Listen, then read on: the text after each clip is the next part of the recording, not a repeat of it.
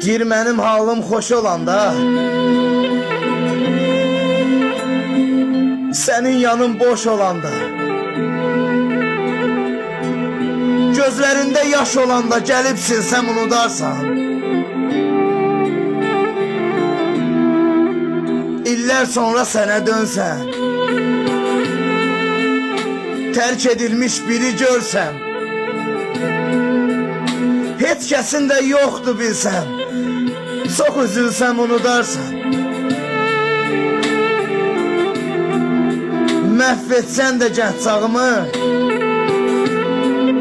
qurutsan da eşq bağımı, atıb bütün varlığımı, sənə gəlsəm unudarsan.